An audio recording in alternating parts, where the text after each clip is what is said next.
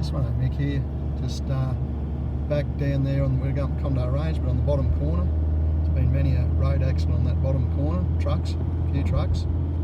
So I come to a truck accident one day when I was working from Wilson's garage, George Moffat, and a truck, an International, bonneted International C1800, with a bogie trailer on the back, bogie stop trailer, had gone over the edge. The driver was trapped. He survived. Tore the cab completely in half.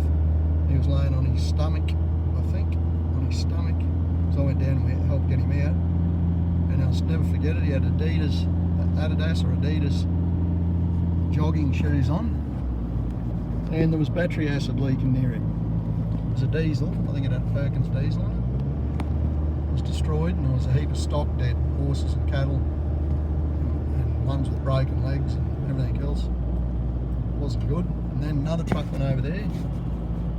Driver was killed just back there. We could just name crash after crash on this road.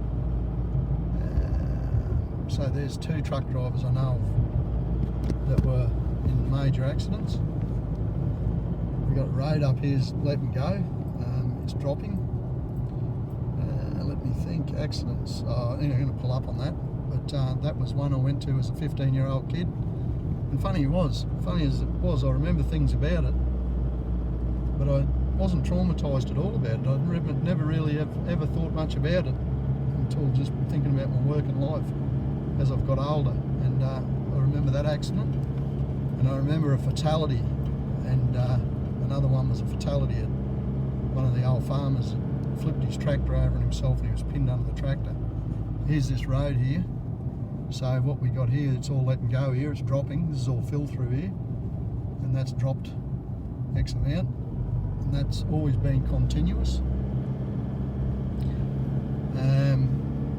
Yeah, so I didn't want to go to that. I was asked, do you want to go and give a hand to get this fella out of there? I was 15, between 15 and 16, exact, and I just said, no, I don't want to go to that. No, I'm not going,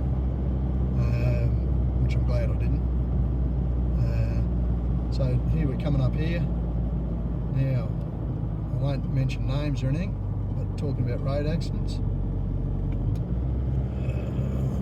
Coming up around here to the corner I know is the Iron Lung. It's blue metal, so blue metal iron rock in there. So there was a fatality there many years ago into the deep drain. Found the next day. One person survived and one was killed. An R6 Yamaha fella going for a ride, crashed there, fatality, dead. Accidents on this bit of range everywhere. When you look at it over what I know is we'll just say since the 1970s, because I started work.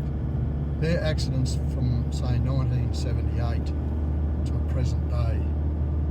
A lot of crashes, not fatalities, but I know about 4 fatalities on that stretch of road. So we're now at the top of the Condo Range. There's an excavator sitting over there in the paddock, a little house, a small house. Is that moving, that excavator?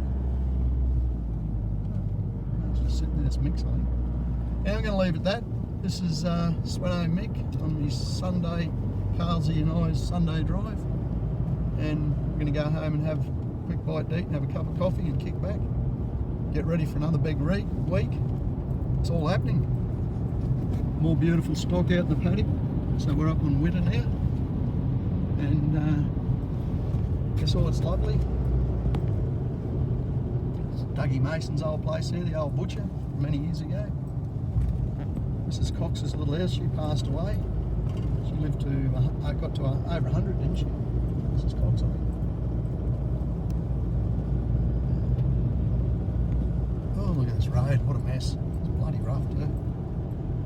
Footpath there, one of the locals mows all this for nothing. All that keeps it beautiful. Matthew.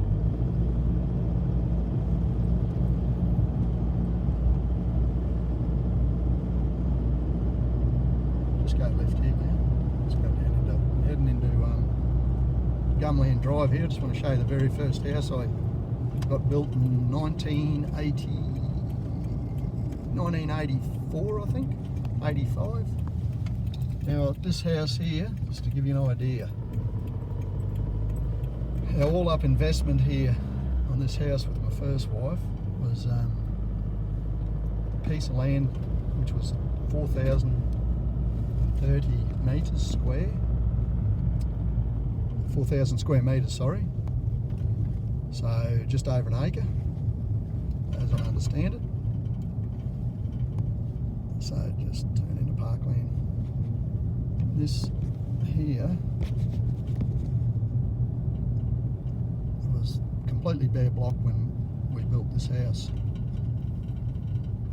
There's a little brick house here, built by A.B. Jennings. No shed on the end bar. There it is there. Still looks pretty good. And there was no trees at all here in 1986. This was completely clear. So this is Parkland Court. So that's my very first house.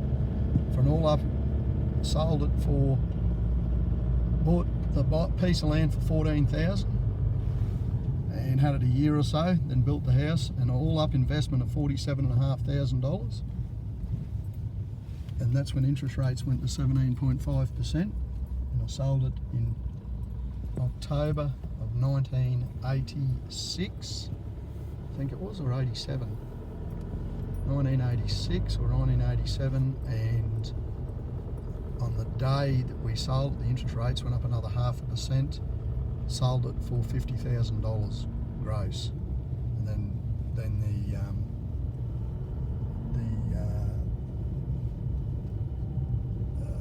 real estate and charges had to come out of that. So that's it there. There's 1 acre, and then behind that there, still all nice and open in behind the house. Not a bad little spot. Sveno Mick. Have a lovely day, Sveno Mick out.